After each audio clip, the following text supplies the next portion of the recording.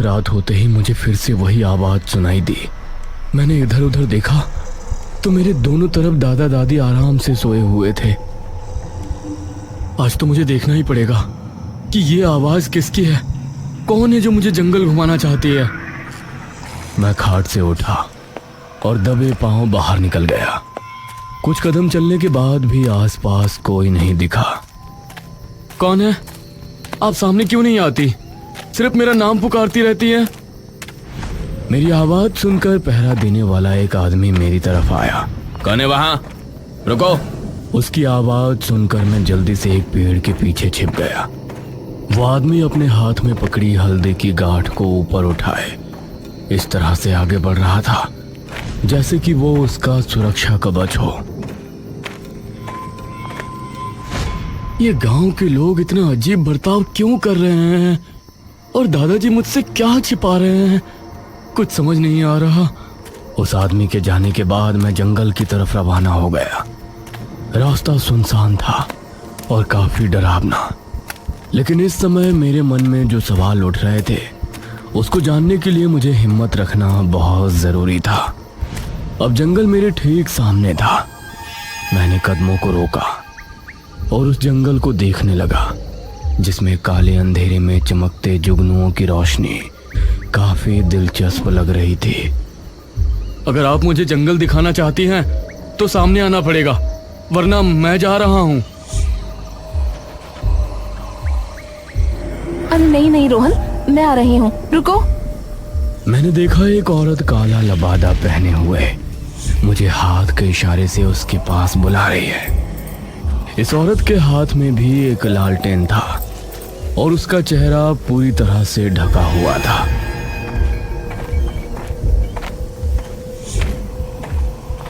मैं उसके पास पहुंचा। मेरे साथ आओ रोहन।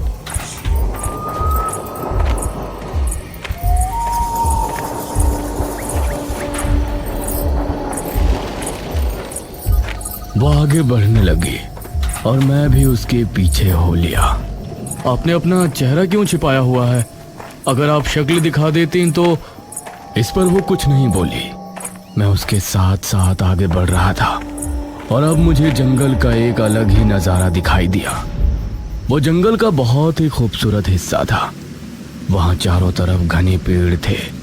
जमीन पर छोटे छोटे पौधे उगे हुए थे जिन पर खूबसूरत फूल लगे थे और यहाँ की जमीन बहुत साफ सुथरी थी। सामने ही एक झरना भी बह रहा था।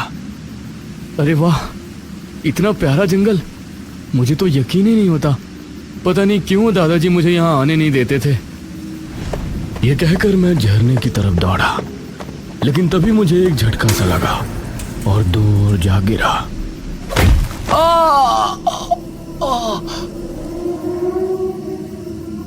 अरे रोहन, मैं तो तुमको बताना ही भूल गई।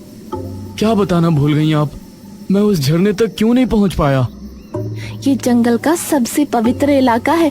इसमें जाने के लिए हमें पवित्र होने के लिए एक विधि करनी पड़ती है, और अगर कोई उस विधि को किए बिना यहाँ आने की कोशिश करता है तो उसको ऐसे ही झटके लगते हैं। यही यहाँ का रहस्य है। तुम अकेले यहाँ आते और तुम्हारे साथ ये होता तो तुमको यही लगता कि यहाँ जरूर कोई भूत है, इसीलिए तुम्हारे दादाजी तुमको यहाँ नहीं आने देते। लेकिन अब मैं तुमको वो विधि करवाऊंगी और उसके बाद तुम जिस पेड़ पर चढ़ना चाहो चढ़ सकते हो, फल खा सकते हो, झरने में नहा भी सकते हो। ठीक है, मैं उस विधि को करने के लिए तैयार हूँ।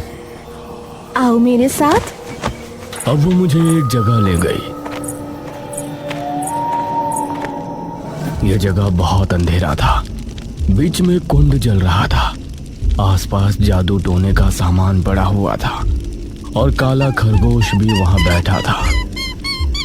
इधर बैठ जाओ रोहन, अब मैं वो विधि शुरू करती हूँ।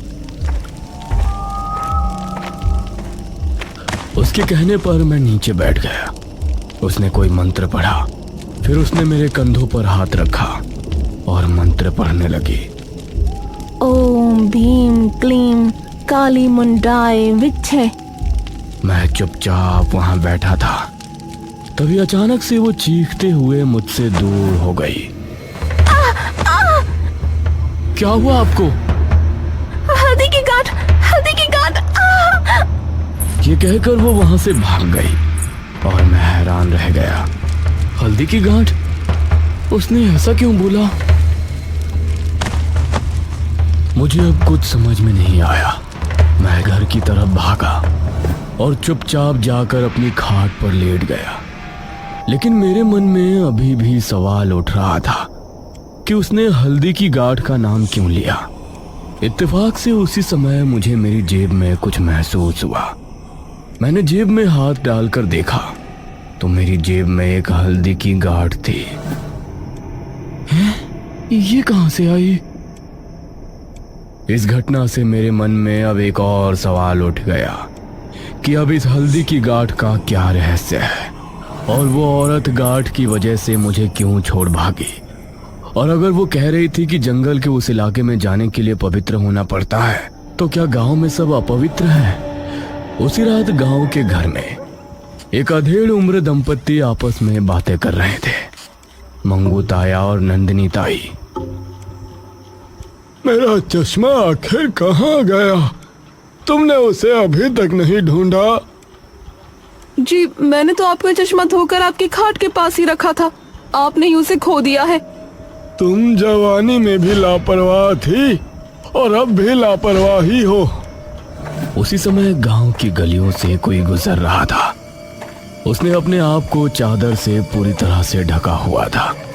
वो चुपके से मंगू ताया के घर के दरवाजे पर गया और उसने उस पर टंगा मटका उतारकर एक तरफ फेंक दिया। मंगू ताया ने अभी आंखें बंद ही की थी, तभी तूफानी हवा चलने लगी और उनकी चारपाई अपने आप हवा में ऊपर उठ गई। जब उन्हें ज्यादा ठंड लगने लगी तो उन्होंने आंख खोली और अपने आप को हवा में पाकर उनका दिल दहल उठा। अरे अरे बचाओ मुझे कोई! और वो जोरों से चिल्लाए, लेकिन उनकी आवाज किसी तक नहीं पहुंची। खाट अपने आप गोल गोल घूमने लगी। अरे कोई बचाओ मुझे! मैं यहाँ कैसे आ गया? खाट गोल गोल घूमने लगी और अब उनको बुरी तरह से चक्कर आ गए। वो बेहोश हुए और फिर से खाट पर ही ढेर हो गए। उनके बेहोश होते ही खाट अपने आप जमीन पर आ गई।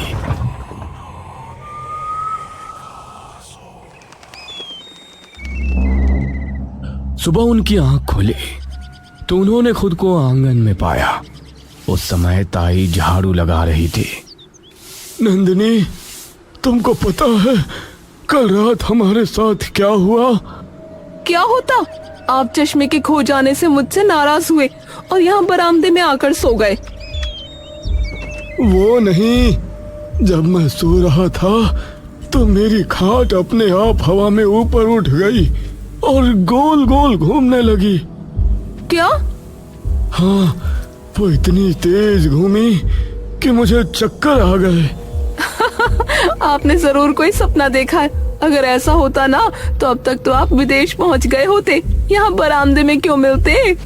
मंगू ताया से इस पर कोई जवाब नहीं निकला, लेकिन उनको यकीन था कि उनके साथ जरूर कुछ तो हुआ है।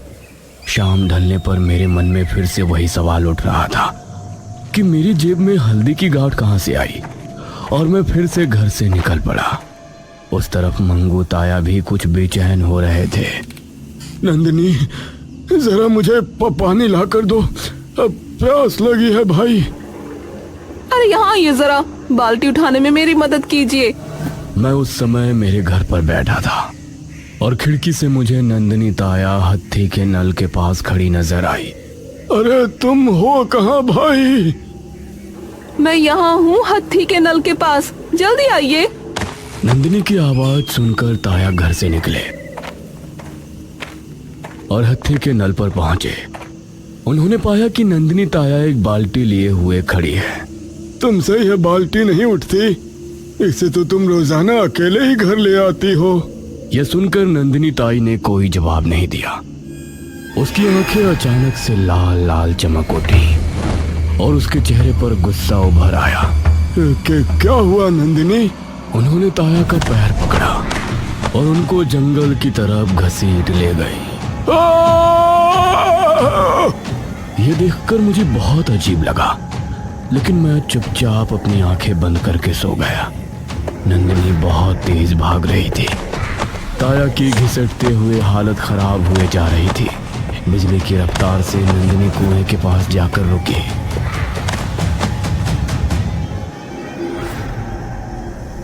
नंदिनी, तुम मुझे ये कहाँ ले आई? कुएं को सामने देखकर मंगू ताया का दिमाग घूम गया। उन्होंने नंदिनी की तरफ देखा तो देखते ही देखते वो भयानक शैतान में तब्दील हो गई। उसने ताया को पकड़ा और उन्हें कुएं के अंदर ले गया।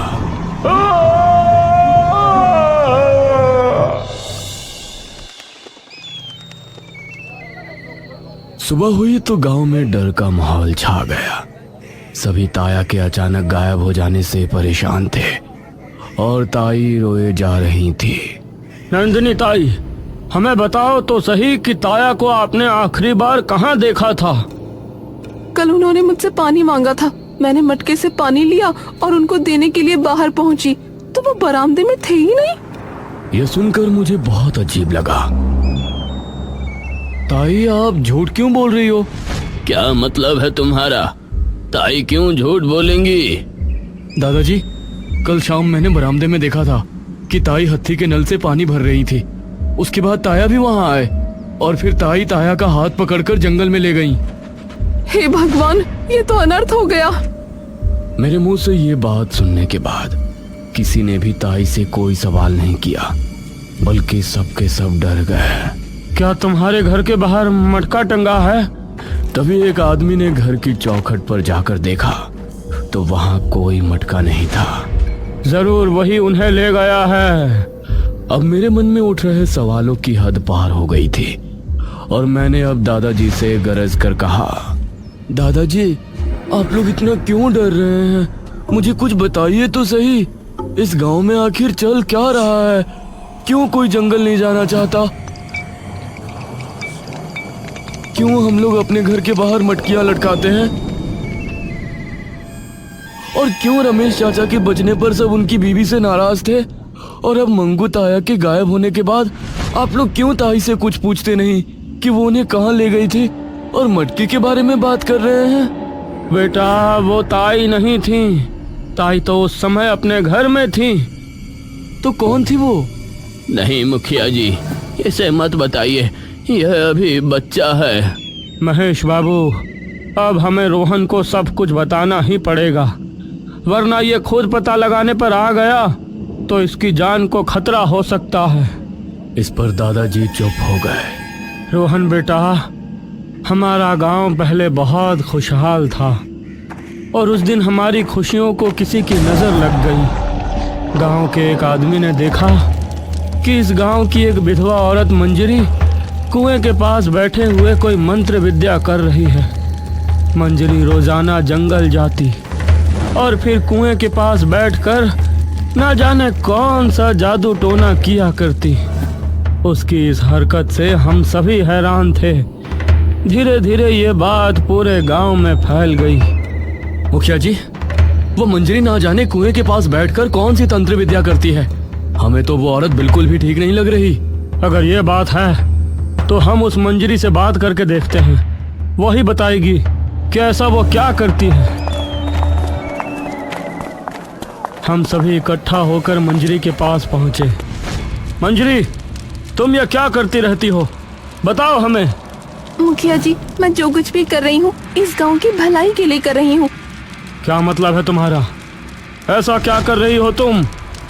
मैंने काले जादू में महारत हासिल की है और अपनी तंत्र विद्या की शक्ति से ही मैंने एक शैतान को इस कुएं के अंदर सिद्ध किया है। जब भी गांव के किसी आदमी पर मुसीबत आएगी तो वो इस कुएं पर आकर अपनी इच्छा मांग सकता है और वो पूरी भी होगी। कुएं में शैतान? यह सुनकर सभी डर गए। मंजरी, हमें कुछ भी समझ में नहीं आ रहा।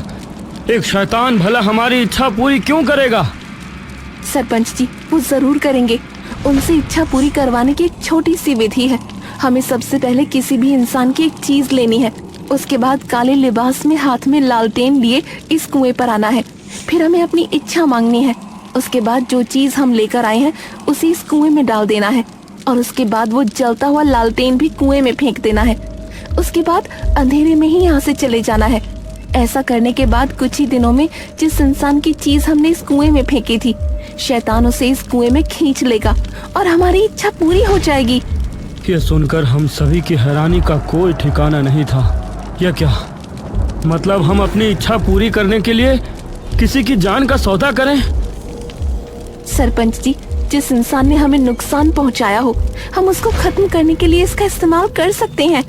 ऐसा करने से हमारा बदला भी पूरा हो जाएगा और फिर हमारी ख्वाहिश भी पूरी हो जाएगी। उसकी बात सुनकर मुझे ये ठीक नहीं लगा। हमने उसी समय मंजरी को गांव से निकाल दिया और फिर वो यहाँ कभी नजर नहीं आई। तो उसके बाद क्या हुआ? आप लोग इस तरह डर में क्यों जी रहे हैं? उसके बाद गांव के लोगों ने छिपकर उस कुएं का इस्तेमाल करना शुरू कर दिया। ऐसा करने से एक आदमी की ख्वाहिश पूरी होती और एक को ये कुआं अपने अंदर खींच लेता। बदले की भावना से लोग इसका फायदा उठा रहे थे, लेकिन ये गांव के लिए भारी नुकसान था। इसलिए इस गांव के शैतान को निकालने के लिए हमने एक महातांत्रिक को बुलाया। इस कुएं को मैं बंद तो नहीं कर सकता, लेकिन एक तरकीब बता सकता हूँ जिससे इससे बचाव हो सकता है। बताइए बाबा। इस कुएं के अंदर बसा शैतान अपनी शक्तियों का इस्तेमाल उस इंसान पर नहीं कर सकता जिसके आसपास हल्दी की गांठें हो। इसलिए जब भी तुम लोगों को इससे अपना बचाव करना हो तो तुम लोग अपने घर की चौखट पर हल्दी की गांठों से भरी एक मटकी टांग दिया करना। जब तक वो मटकी टंगी रहेगी तब तक वो तुमको नुकसान नहीं पहुंचा सकेगा। इसके बाद हमने ऐसा ही करना शुरू किया। जब भी हमें पता चलता कि कोई उस कुएं के पास अपनी ख्वाहिश मांगने गया था तो हम हल्दी की गांठें मटकी में भर के घर के बाहर टांग देते और कुछ आदमी अपनी जेबों में हल्दी की गांठें रखकर रात में पहरा भी देते। रमेश के बच जाने पर हमने इसी वजह से उसकी बीवी चंद्रावती को बुरा भला कहा था, क्योंकि हमें पता चल गया था कि उसने रमेश को ठीक करने के लिए कुएं की मदद ली है। इसलिए उसी रात से हम लोग अपने आप को सुरक्षित रखने की कोशिश कर रहे थे। रोहन बेटा, तुम कहीं अकेले ही जंगल ना पहुंच जाओ, इसीलिए मैंने तुम्हारी जेब में हल्दी की गांठ रखी थी। अब मुझे सब कुछ समझ आ गया था। काला लबादे पहने हुए वो औरत कोई और नहीं बल्कि रमेश की बीवी ही थी, क्योंकि मैंने जिसे देखा था उसने कुएं में चश्मा ही फेंका था। और अब मुझे ये भी समझ आ गया था कि हल्दी की गांठों का क्या रहस्य था। अब मेरे सभी सवालों का जवाब मुझे मिल गया था, लेकिन एक सवाल अभी भी बाकी था कि जो औरत मुझे रातों को आवाजें देती है वो कौन है? वो इस गांव के किसी और बच्चे को आवाज क्यों नहीं देती?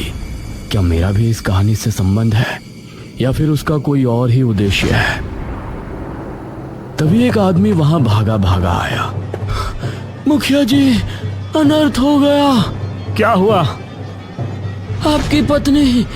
अपनी पत्नी का नाम सुनते ही मुखिया जी के पैरों तले जमीन निकल गई। वो आदमी मुखिया जी को क्या खबर दी? वो औरत कौन है?